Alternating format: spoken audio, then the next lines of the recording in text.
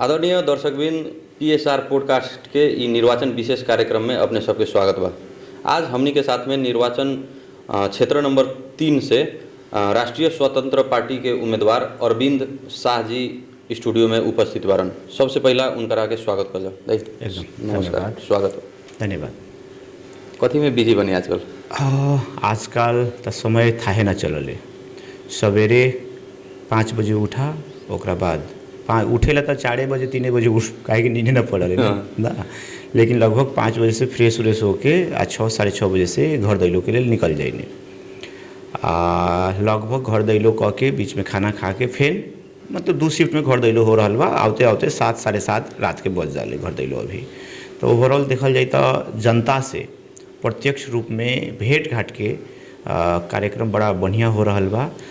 उ भेंट में अपन समाज के एक परिवर्तन, अपन समाज में खास कथी परिवर्तन, हमनी परिवर्तन तो कह रहा बनी, लेकिन कथी परिवर्तन चाही कह के उ महसूस कर रहा बनी। अभी बड़ा खुशी लागल उ विजिट हमर अभी अपने पहलो चोटी एगो बुझी ना चुनाव में मतलब एक बैग आयल बनी ना। जी जी, कैसन लाग रहा भाई? राजनीतिक कैसन चीज़ है?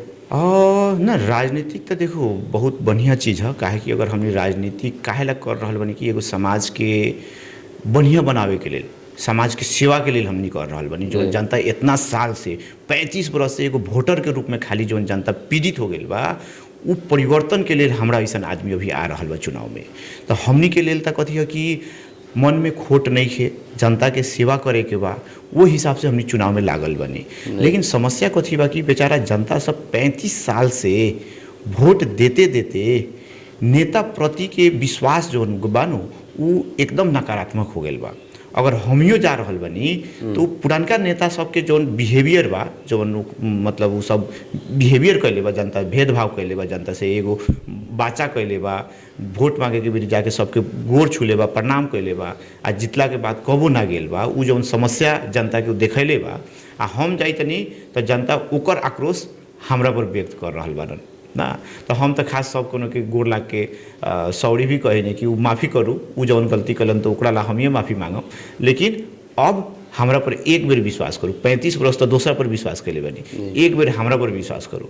तो वो चीज़ अभी जनता के बुझा रहा बनी। जनता भी बड़ा पॉजिटिव बारन, इनर्जाइज बारन। जनता हमरा बुझावे से भी बेसी जनता अब की तो अरविंद शाह पर, राष्ट्रीय स्वतंत्र पार्टी पर, घंटी छाप पर, बालेन पर बहुत ज़्यादा अभी विश्वास कैले बारन। अभी सबसे बड़का एगो आरोप कहल जाओ या मतलब एगो बाजार में चर्चा के विषय कथी रहे न कि अरविंद शाह मतलब राष्ट्रपा के टिकट के लागी पैसा खर्च कैलन कह के। जी जी, बहुत जगह तो 2 करोड़ 3 करोड़ में ही टिकट खरीद करके लेलन कह के एक भाई उम्मीदवार बन गलन कह के भी अपने पर आरोप बा। वास्तव में कथी मतलब टिकट अपने खरीदिए के बनी गई है चुनाव लड़े? देखो सबसे पहल का चीज़ हमनी के कथी बुझे के पड़ल, आदमी चुनाव काहे ला लड़ रहा बा। हम एगो खलती जैसन संस्था डेवलप करके देश के सेवा कर रहा बनी, लेकिन हमर खलती के प्राय जो एजुकेटेड आदमी बा उ प्रयोग करले। अपन मधेश के मैक्सिमम आदमी, बहुत ज़्यादा आदमी जो लिटरेसी में बहुत कमज़ोर बा उ प्रयोग ना करले। तो हम कहनी कि हमरा अब समाज के सेवा करे के पड़ी। तो वो हिसाब से हम समाज के सेवा के लिए लायल बनी। पैसा दे के टिकट की नहीं तो जो राजनीति के व्यापार समझ ले बा उ आदमी सब कर सकता। हमरा ऐसा आदमी वो चीज़ ना करी, पहिल का चीज़। दूसर का चीज़ ये अफवाह जो फैला रहा बा वो आदमी लंग समाज के सेवा करे के लिए कोनो एजेंडा है ही नहीं है। वो आदमी काल्हू के दिन में समाज में झगड़ा लगावे या झगड़ा छुड़ावे, पंचायती करे, पुलिस में फोन करे। तो उहे वैसन के आदमी जो राजनीतिक में अपन वर्चस्व जमैले बा वो आदमी के हमरा ऐसा आदमी से डर लागे। तो वो कथी कैलक, ऐसन के अफवाह फैलैलक जो पैसा से टिकट किन ले बा या कथी कैले बा। हम वो आदमी बानी जो अभी मतलब जाके आदमी के गोर लाग के हम अपन बात कह के हम वोट मांग रहा बनी। दोसर आदमी तो आजू के दिन में देखम तो भोज खिया के वोट मांग रहा बा ना, जो पुरानका परंपरागत। लेकिन जनता भी बड़ा सचेत बा। हमरा घुआ नहीं तो जनता कहले दाई अपने चिंता ना करू, खाए तो पैसों अगर दी तो पैसों ले, लेकिन वोट अपना ही के देव। तो हमारे ख्याल से पहिल का जो पुरानका जे नेता सब बारन वो शायद वो जो रॉन्ग प्रैक्टिस ट्रेडिशनल सोच रहा बारन कि हम जनता के पैसा दे के या जनता के हम कीन सकम। तो जनता अभी वो नहीं है। जनता बहुत परिवर्तन हो गई बा। अब की दा जनता सही निर्णय ली।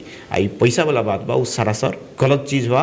उ चीज़ के प्रमोट करल जा रहा बा कि अरविंद ऐसा आदमी अगर चुनाव में जीत जाता तो बिहान के दिन में ये इतना बढ़िया काम करी कि बाकी जौन ई ट्रेडिशनल राजनीति करे वाला के पता साफ बाद में वो अबे ना करी, बाद में उहे पार्टी से युवा उम्मीदवार खड़ा करी, उहे आदमी के खड़ा ना करी, वही से उ सब ला गेल बा कि अरविंद के हरावे के बा। इतने बा भैया जनता बुझ रहा बा उ चीज़। आपने के तो फिर माने 2 नंबर क्षेत्र में ना शुरू में अब जी चुनाव चिन्ह भी अपने के लगभग राजनीति में जब आई नहीं तो ओती घनी उजियालो पार्टी से चुनाव लड़े के बात रहे 2 नंबर क्षेत्र से। एकदम अब एकाएक माहौल बदलल, ऊपर से अपने रासोपा में आके 3 नंबर क्षेत्र से, तो यहाँ तो लोग बहरिया उम्मीदवार के भी टैग अपने पर लगा रहा बटे ना। एकदम सही। सबसे पहल का चीज़ हम कथी कहम अपने के ये 2 नंबर और 3 नंबर के बात नहीं है। ये कलिया हमनी के सदर मुकाम हो जहाँ हमनी खेलनी कूदनी, यहाँ से पैदल हम गाँव जाए, तरकारी किने बाजार कलिया में अइनी ना। तो ये अगर देखल जाए तो अपने ही से हम बात एगो पूछम, ये जो हमनी के 12 जिला में रहलक, पहले कगो निर्वाचन क्षेत्र रहलक?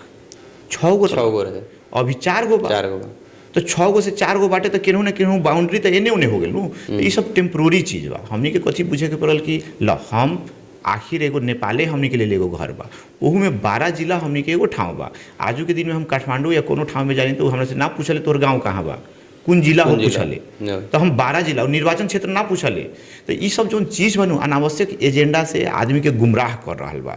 जो 35 वर्ष ठगले बा आदमी के, तो आदमी तो अब ओकरा पर खिसिया रहा बा। तो वो कारण से अब वो कथी कर रहा बा कि इहे सब चीज़ आदमी के जो सेंटिमेंट के डाइवर्ट कर रहा बा कि वो तो बाहर के आदमी बा, वो तोरा के थोड़े हेल्प करी। ए भाई हम ना हेल्प करम तो तूहे इतना 35 साल में कौन हमर कलिया के स्वर्ग बना दिल बारे।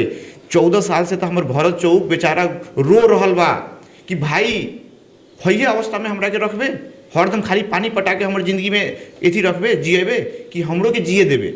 भरत चौक के जो 3 किलोमीटर के रास्ता बा उहे के आदमी जो कह रहा बा कि हम तो इहे के कादून बानी, तो कथी कर दिले भाई। गाँव में जाई तनी तो आदमी सब खिसिया रहल बा जे है नाला नहीं खे, है बिजली नहीं खे, है रोड नहीं खे, बउआ सबके स्कूल नहीं खे, स्वास्थ्य में उपचार नहीं खे।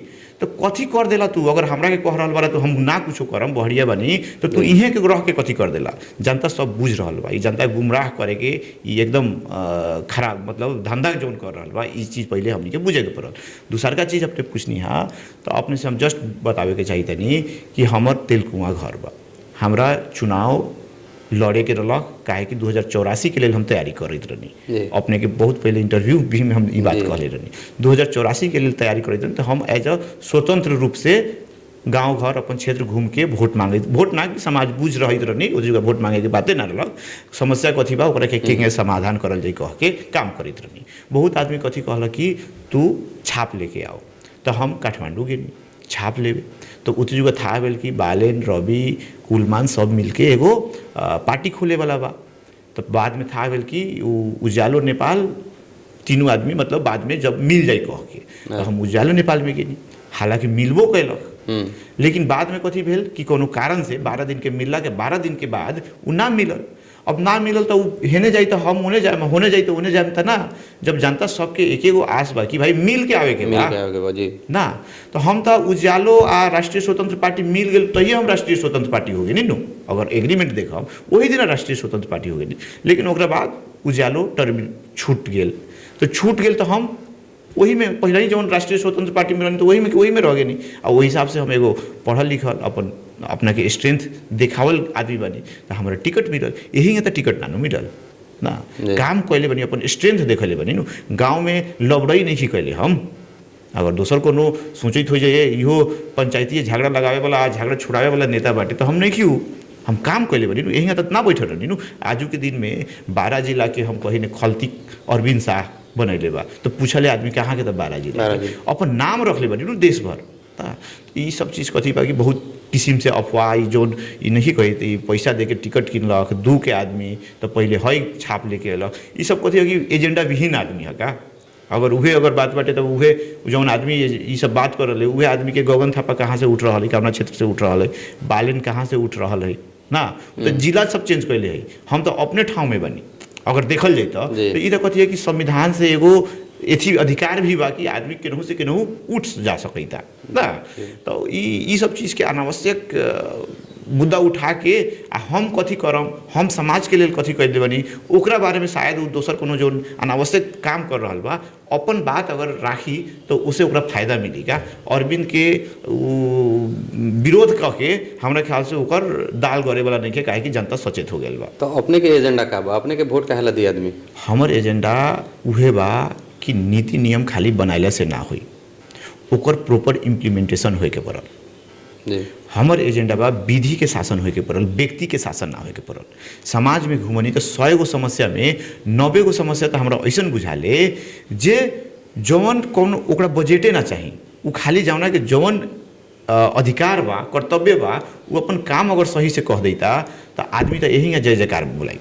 तो विधि के शासन पहिल का चीज़ है। उसे कथी हुई कि आदमी के समय में वो झगड़ी झगड़ा वाला बातें हो गए ना।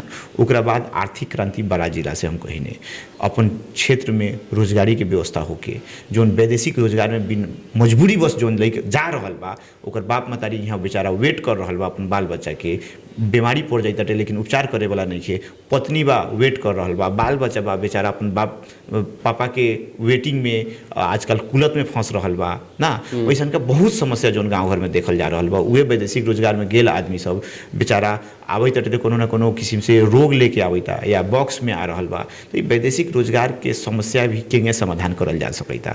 केंगे हमर ठाव के आदमी सब यही ठाव में रोजगारी ओकरा मिल जाई।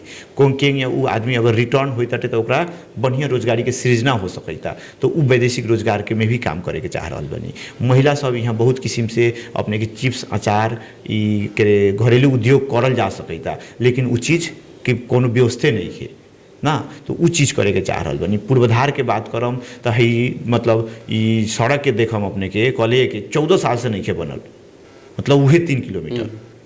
तो हम राजनीतिक में काहे आयल बनी, हमारे एजेंडा बाकी उ अगर 2 साल के काम बाटे तो 1.5 साल में होके, 2 साल के भीतर में होके, 14 साल ना लगे ना।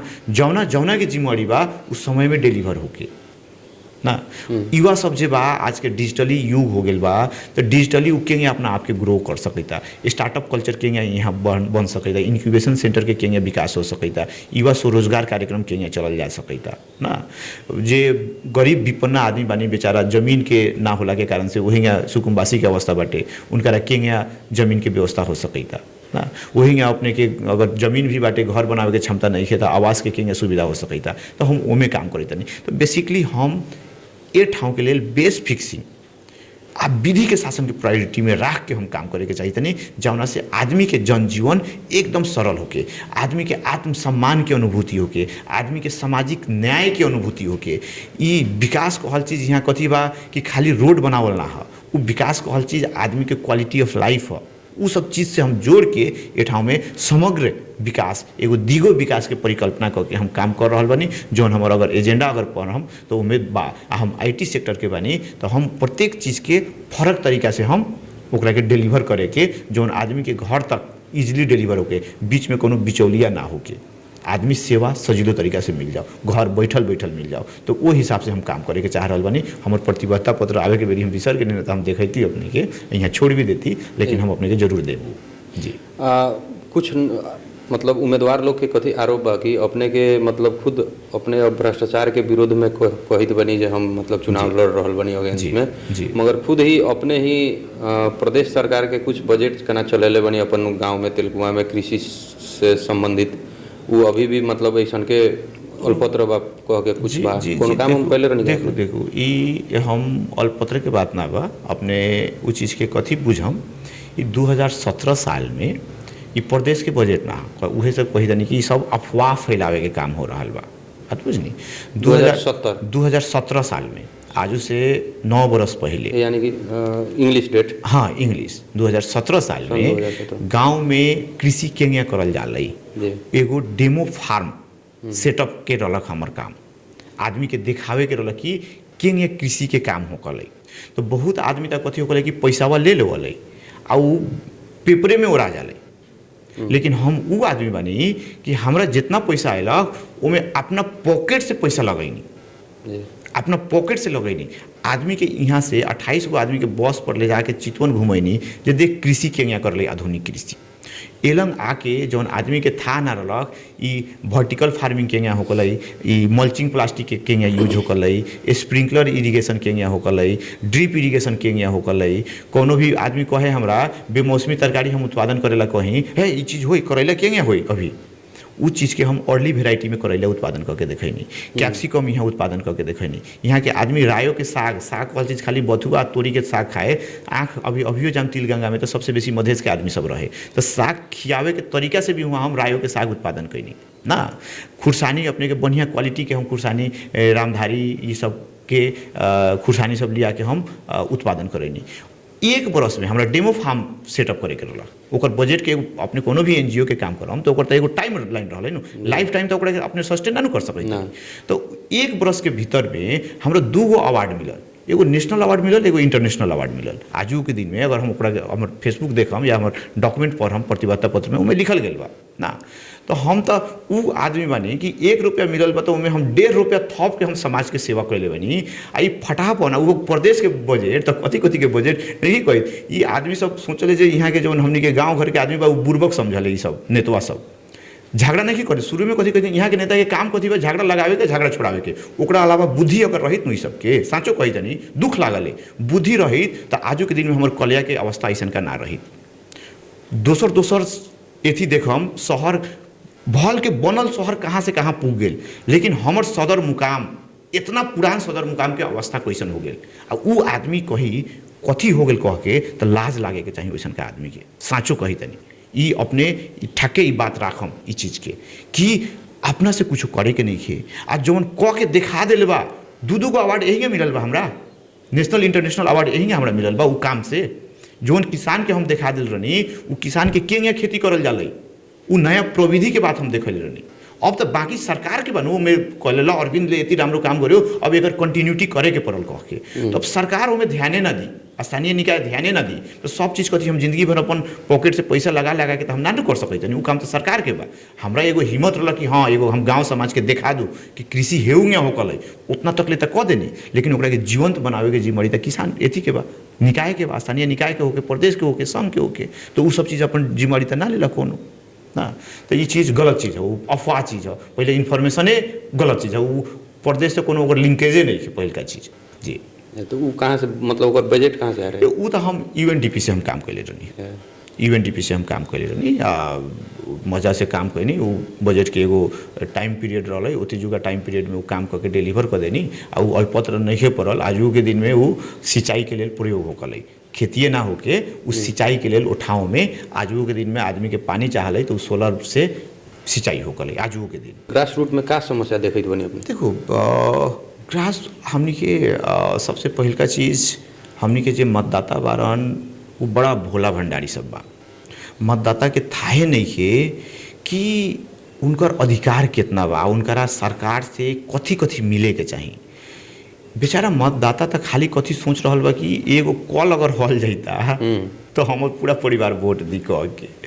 वो ये चीज़ नहीं बुझैत कि वो 5,000 के कल आजू के दिन में अगर हलवाइए ले तो कोनो से, लेकिन बाकी के 5 बरस में वो 10 लाख 15 लाख रुपया फ्री में दुख ले के वो अपन पैसा खर्चा करे के पड़ी। वो कथी में शिक्षा नहीं है, लड़का के बोर्डिंग में पढ़ावे के पड़ी, कितना खर्चा लगी 5 बरस में हिसाब करूँ था। कल आजू के दिन में कल पर कही हमरा कल हला दी तो हम ओकरा के वोट देम कही था आदमी, लेकिन ई नहीं बुझैत कि ओलंग अगर स्कूल बढ़िया हो जाए तो हम 100 गो कल बराबर के पैसा हम सेविंग कर सकते नहीं। वो आदमी सोच रहा बा जे हम बिहान के दिन में हमरा ठाव में अस्पताल हो जाए बढ़िया तो हमरा काठमांडू में जाए के ना पड़े, वो चीज़ सोच ही नहीं सकते। काहे कि हमनी के जे नेता बानू वो नेते सब गलत तरीका से पाठ पढ़ा दिले बा हमनी के समाज में। जनता के कथी कथी बेसिक नीड बा जौन सरकार के पूरा करही के चाहिए, शिक्षा के, स्वास्थ्य के, रोजगारी के, आवास के, जमीन के, अपने के सामाजिक न्याय के बात हो गेल ना, आत्मसम्मान के बात हो गेल, वातावरणीय बात हो गेल। तो ऐसा का तो बहुत चीज़ बा जौन जनता के अपन अधिकार के चीज़ बा। सस्टेनेबल डेवलपमेंट गोल जौन हमनी पढ़नी वो सब चीज़ हम मिलेनियम डेवलपमेंट गोल सब पढ़नी MDG सब, लेकिन वो सब चीज़ आदमी के जानकारिए ना दी, अवेयरे ना करी, आदमी के खाली खराब चीज़ क के आ भड़का के रख ले बाटे ना। तब समाज में अभी के सबसे बड़का समस्या बा कि अवेयरनेस आदमी के शिक्षा के बहुत कमी कमजोरी बा।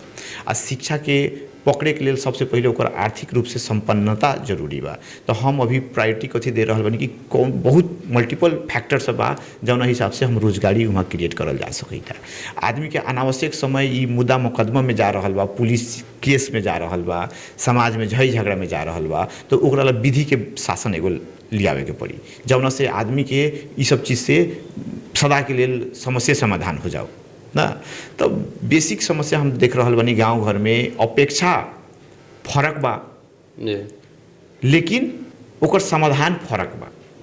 अपेक्षा बा हमरा नाला कहे ना आयल। स्थानीय सरकार और प्रदेश सरकार के काम करे वाला चीज भी अभी संघ से बात वैसन का तो ये सब चीज़ कथी है कि हाँ टाइम लागी कुछ जनता के लिए। हमने ऐसा खास आदमी आयल ही बा वही ला कि हमने जनता के ई आवे वाला 5 वर्ष के भीतर जीत के सही एगो मार्गदर्शन देवल जा सकता, बुझावल जा सकता जनता के हर समस्या के समाधान करे के लिए तीनों निकाय से, प्रदेश से हम तो अपने संघ में रहबे करम आ अपने के स्थानीय निकाय से मिल के जनता के जे प्रॉब्लम बा समस्या बा ओकरा के प्रॉपरली डिलीवर कर देवे के बा। हमनी कबो ई ना सोचम कि हम तो मानू कि राष्ट्रीय स्वतंत्र पार्टी से हम जीतल बनी या दोसर का कहूँ एमएलए के अगर मेयर हवा, ई माओवादी के मेयर हवा या कांग्रेस के मेयर हवा या जसपा के मेयर हवा, हमरा उससे मतलब नहीं है। वो मेयर हवा काहेला अपन जनता के सेवा करे के लिए। तो हमर चाहना रहे कि भाई गोरे ला के काहे ना हो मेयर के जनता के समस्या समाधान करे के बा ना। तो वो हिसाब से हम काम भी करे के चाह रहल बनी। आ जनता के जो डिमांड बा बेसिक चीज़ सब बा वो बेसिक चीज़ स्थानीय निकाय से डिलीवर होए वाला बा तो वहाँ से डिलीवर करावे बा, प्रदेश से डिलीवर करावे के बा तो प्रदेश से करे के बा, आ संघ से जो नीति नियम के बात बा ओकरा के स्ट्रांगली बना के इम्प्लीमेंटेशन भी करावे के बा कि जनता के हमनी के देश में राज्य बा कह के अनुभूति भी देवल जरूरी बा अभी के दिन में। इससे पहले अपने क्षेत्र के उम्मीदवार के एगो हम अंतर्वार्ता लेनी है जी। तो उनकर का कहना बा जे अरविंद जी तो 2 नंबर क्षेत्र में पूरा घर घर रोजगारी दे दिलन जी, अब आयल बरन 3 नंबर में कहना कुछ देवे जी, जी, तो उनकर खाली एजेंडा रहता रोजगारी देवे के अपने रोजगारी कहना खाली बांटता नहीं कहना। तो वास्तव में रोजगारी के एजेंडा अपने ले बनी कि कैसे रोजगार घर रोजगार कैसे दे हम ई त खास उहे हम पहले अपने कहनी जौन आदमी रोजगारी जौन सरकार से आयल बा रोजगारी उ रोजगारी के पैसा से बांट रहल बा उ आदमी के रोजगारी के महत्व ने था बा। सीधा बात उ आदमी रोजगारी के दे रहल बा स्कूल में जौन पढ़ल लिखल आदमी के टीचर में ना रख के अपन घर परिवार से के आदमी के टीचर में नियुक्ति क के रोजगारी जौन दे रहल बा आ ओकरा कारण से बेचारा गरीब के आदमी नहीं पढ़े सक रहल उ आदमी ई सब बात कहनाई कहल चीज़ लाज लागे के चाहिए हमरा ख्याल से। अरविंद शाह वो आदमी बा आजू के दिन में 350 गो से बेसी आजू के दिन में हर एक महीना सैलरी जा रहल बा, वो रोजगारी दे रहल बानी आजू के दिन में। कौना के कौन नेता के उतना हिम्मत बा पूछनी ना ओकरा से। अरविंद के आजू दे रहल बा रोजगारी, गफ ना दे रहल बा आजू दे रहल बा रोजगारी। आ अब यहाँ हम जो अपने के कहनी आर्थिक क्रांति यही तो नानू आ जाई। आर्थिक क्रांति के लिए यहाँ इंडस्ट्री लियावल जाई, इंडस्ट्री लियावल जाई, महिला सबके उद्यमशीलता लघु उद्यमशीलता बनावल जाई। जो दुकानदार जो आदमी दुकान कैले बारन उनकारा के बिना जीतो लोन प्रवाह करल जाई ना, उनकारा के अपन व्यवसाय के एक्सपेंड करेला व्यवसायिक योजना बनावे में सहयोग करल जाई। जे युवा सब बारन युवा सबके स्वरोजगार के कार्यक्रम सब चलावल जाई ना, डिजिटल टेक्नोलॉजी के रूपांतरण के रूप में काम करल जाई। तो ऐसा का था अपने के बहुत चीज़ सब बा। कृषि में अपने के अभी निर्वाहमुखी कृषि बा, ओकरा के व्यवसाय मुखी कृषि करते मात्र ओहू में रोजगारी सृजना हो जाए। रोजगार कहल चीज़ खाली सरकार के रोजगारी ना नु ह, हमनी के बुझे के पड़ल एगो रोजगारी होकल जौन आदमी दूसरा के यहाँ काम करल, एगो रोजगार दाता होकल जौन फैक्ट्री या इंडस्ट्री सब ओमे काम करवावल, आ एगो स्वरोजगार होकल। तो स्वरोजगार कहल चीज़ मानू कि मैकेनिक सब जाके केनहू काम कर दिल तो कैपेसिटी बिल्डिंग में पड़ गए, ओकरा के सिखाऊ वो हिसाब से ट्रेनिंग दू। रोजगार पैसा अगर कमा रहल बा 15 से 20 हज़ार महीना के तो रोजगारी न हो गेल। तो ओकरा लेल त काम करे के पड़ल है नु। जौन आदमी झगड़ा लगाई या झगड़ा छोड़ाई आ चुपचाप जाके सुतल रही, चुनाव के बेरी सोची जो हम आदमी के गुमराह कह के हम वोट ले लू कह के, तो वो प्रवृत्ति अभी ना चली। वो आदमी वो नेता सबके आदमी पहचान ले बा। वही से तो आजकल देखत हो हम कोनो ठाव में अगर कोनो नेता जाता तो ओकरा के शुरू में मतलब यहाँ ना हो तोहर अब काम नहीं के तू बहुत ठग ले ऊ एगो नेता बा। आ एगो हम जाइतनी तो हमर देह भर हमरा के अबीर लगा के आ माला पहना के हमरा के पिठा रहल बा। तो जनता बुझ रहल बा कि अरविंद लंग कौन कैपेसिटी बा। अरविंद बिहान के दिन में हमनी के 12 जिला के नाम रोशन करी। हमर 12 जिला में हई 14 वर्ष तक ले रोड के अवस्था ऐसा का ना बनावे, पूर्वाधार में वो काम कर सकता। अरविंद ऊ आदमी बा जो शिक्षा स्वास्थ्य में अपने आप PhD कर रहा आदमी बा, तो शिक्षा के महत्व बुझले बा।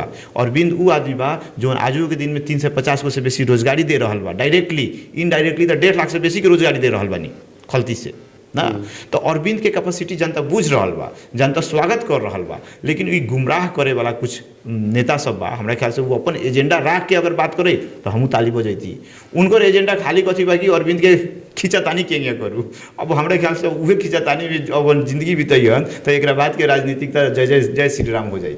राष्ट्रपा मतलब पहले से तो एगो बुझी ना, राष्ट्रपा में टैग लागल बाटे जे प्रदेश ना चाहेला कह के। शुरू में वो प्रदेश के मतदानों में रहे तो वो टाइम में ना रहे, बालेन भी हुए।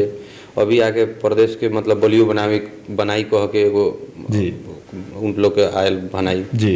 मगर अभी भी आदमी विश्वस्त नहीं के। बिहान के डेट में ई मधेश आंदोलन से प्राप्त भेल उपलब्धि है संघीयता जी जी जी। ओ लागी मधेसी मतलब शहीद बहुत भेल मधेश से जी।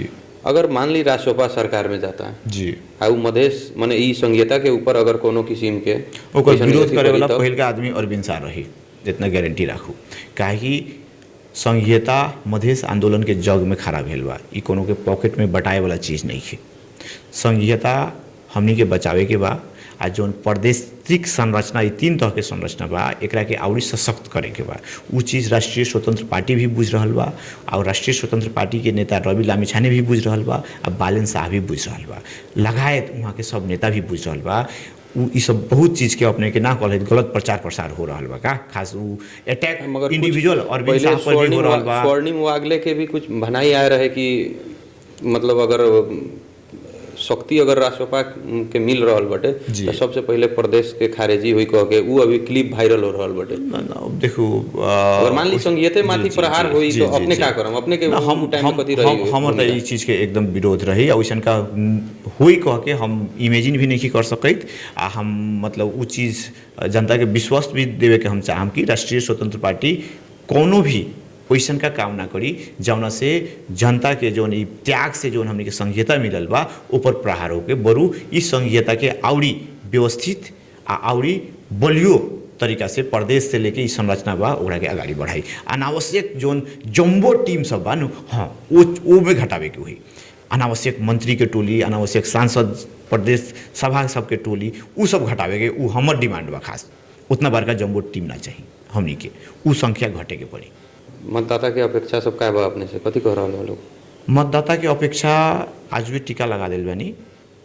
ई खास 21 गते के पहले ही अपने से बा, लेकिन याद रखा बउआ, पहले जो नेता गलती कैले रख उहे गलती तू ना कर। तो हम उहे सबके हम बात बुझाइने कि हम वो गलती काहे ना करब। ओकर 3 गो कारण बा। पहिलका कारण अरविंद शाह आजू के दिन में अगर आयल बा तो यही नहीं ख्याल कि जेनजी के आंदोलन के स्थापित एगो लीडर के रूप में आयल बा, जेनजी के भावना अनुरूप आयल बा। पहिल का चीज़। दूसर का चीज़ अरविंद शाह एगो युवा नेता बा। युवा नेता होला के कारण से जे नेता शब्द प्रति आदमी के घृणा बढ़ते चल गया बा कि नेता कोनो कामे नहीं के, ई सब ई फटा बा हई बा। तो नेता प्रति के जो शब्द घृणा हो गया बा, हम युवा शब्द के घृणा हमरा ना बनावे के बा। काहे कि हम वैसन का कोनो गलती काम ना करब जौना कारण से बिहान के दिन में अपना ही अगर आवे तनी चुनाव में तो कहे जे ए युवा एगो तो अरविंद अइले लखा देखी लेला, उ अपने पर कोनो प्रहार ना होए के पड़ल। तीसर का हम 41 वर्ष के उम्र के आदमी बनी, अबके अपन समाज के सेवा के लिए आयल बनी। तो हमर ता जिंदगी में अभी बहुत बाकी बा, अभी हमरा 25 वर्ष 30 वर्ष बाकी बा अपन समाज जोड़े मिल के काम करे के। तो हम वैसन का कामे ना करम कि ई चुनाव के बाद हम अपने गुमनाम हो जाए। ई काम सब कौन कर सकता जोन ऑलरेडी जनता के ठग रहल बा आ जोन अपन जिंदगी के अब लास्ट में बा कि ई चुनाव के बाद तो उठबे ना करम।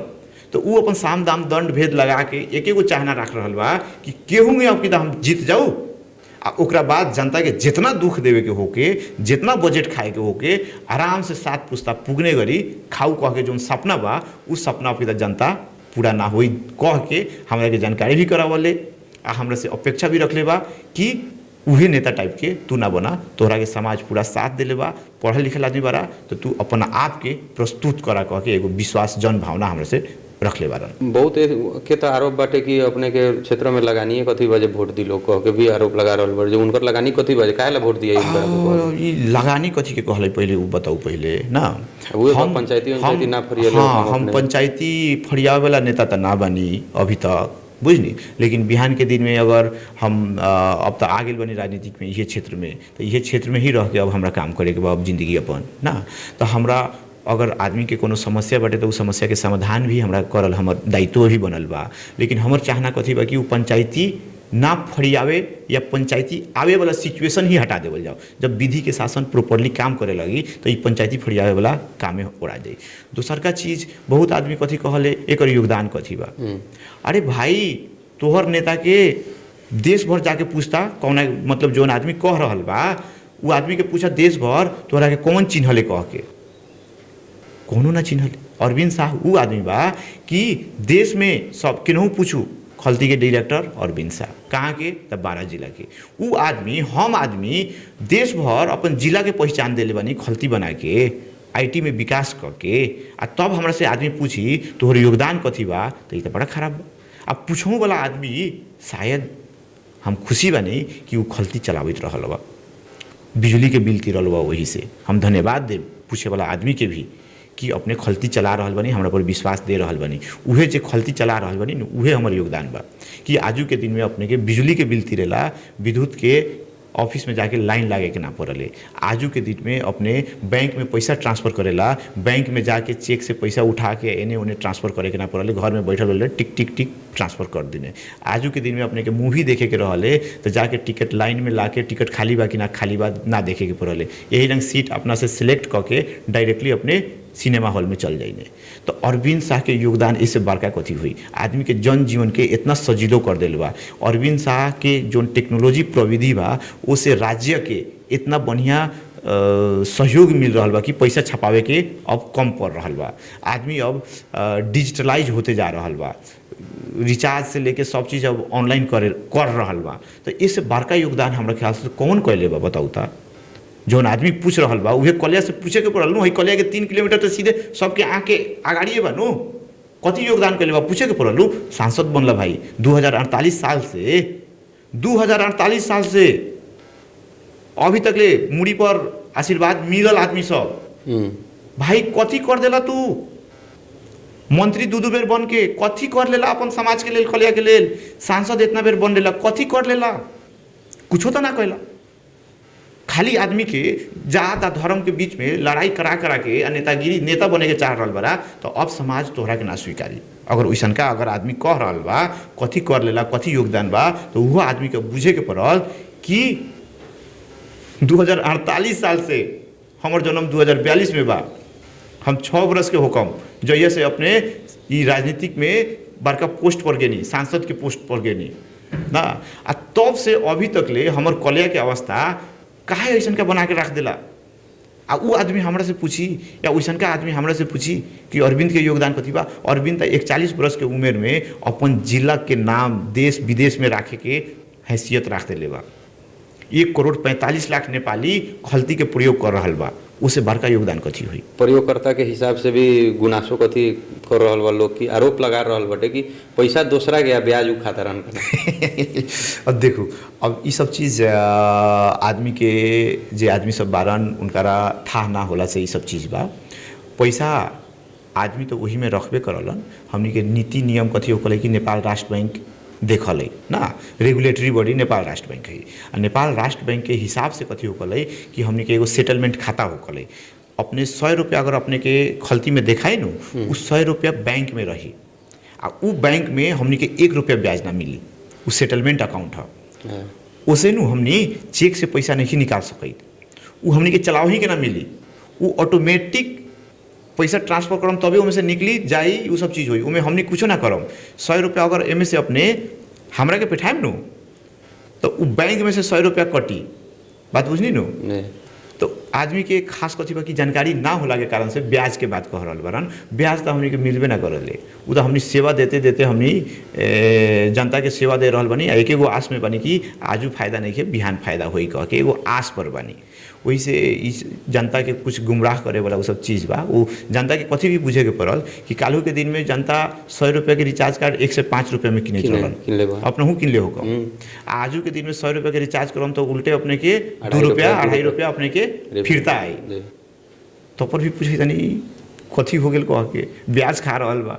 भाई 5000 के रिचार्ज अगर तू करे तरह तो 5000 × 2.5 कितना रुपये भेल अपने के। तो इससे बड़का चीज़ कथी हो जाए जोन डायरेक्टली हो रहल बा तो वन चीज़ ना देखता बा। आज जो चाहिए ना हो रहल बा वो है ही नहीं कि गलत चीज़ बा, वो चीज़ विजुअलाइज अगर करल जाए तो कते करल जाए। जी अंत में 12 जिला क्षेत्र नंबर 3 के मतदाता के सबसे क्या संदेश देवेला चाहम, क्या कहला चाहम अपने? हाँ, हम एकदम धन्यवाद देम इस चीज़ के लिए, काहे कि कहल बड़ा जरूरी भी बा।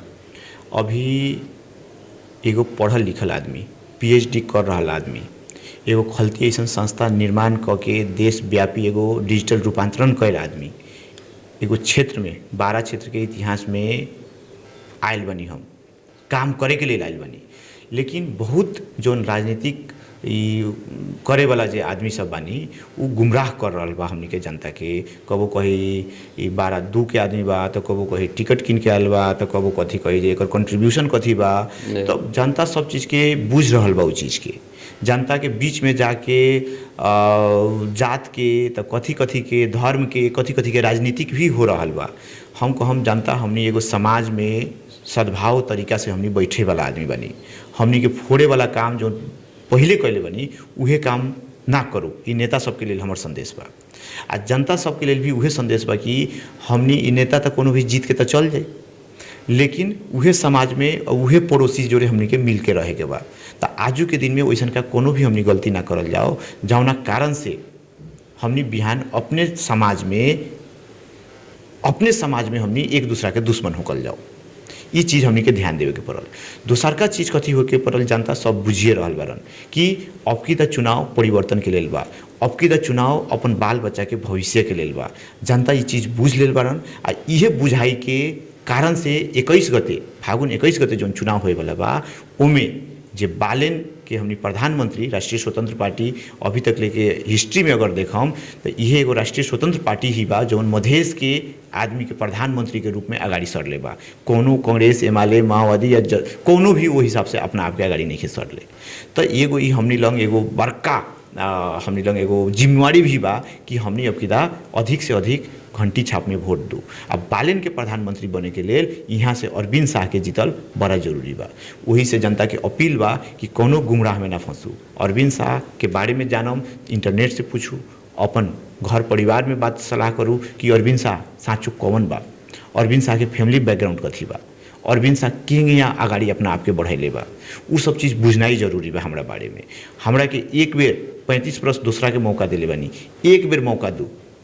हम हाथ जोड़ के निहोरा करम सबके, एक बेर मौका दू। ई 5 बरस में 12 जिला के एगो नमूना जिला के रूप में अगर हम स्थापित ना करम तब हमरा से पूछम जे हाँ ये अरविंद शाह गफारी बा कह के।